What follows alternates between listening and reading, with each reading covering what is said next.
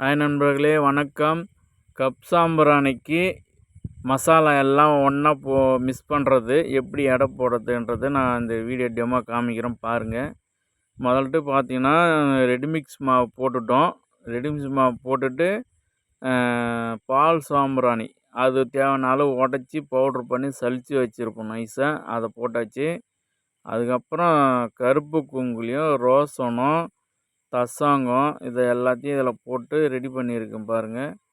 இன்னும் இதில் come powder, ஜிக்கெட்டு இதெல்லாம் கொஞ்சம் நிறையா சேர்க்கணும் இதில்.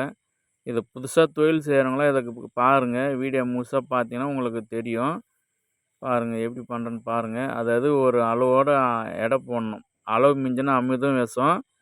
பொருள் இது என்னென்ன பொருள் எது அது கரெக்டாக போடணுமோ போட்டால் தான் கப்பு உடையாமல் வரும். கப்பு கரெக்டாக எரியும். வாசனை நிறையா வரணுன்னா சில வாசனை பொருள்லாம் எக்ஸ்ட்ரா இதில் சேர்க்க வேண்டியது இருக்கும். பாருங்கள் இந்த வீடியோவை.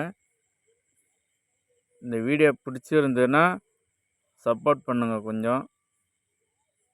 பாருங்கள் ஜிக்கெட்டு லாஸ்ட்டாக போடுறேன். இது வந்து கப்பு உடையாமல் இருக்கிறதுக்கு தான் ஜிக்கெட்டு.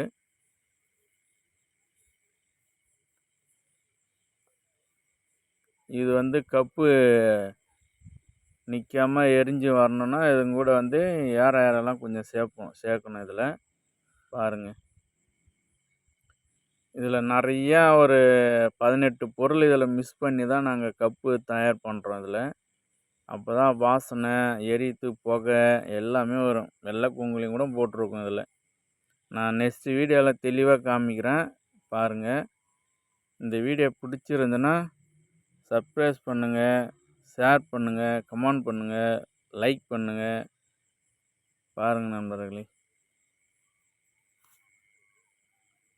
ஓகே.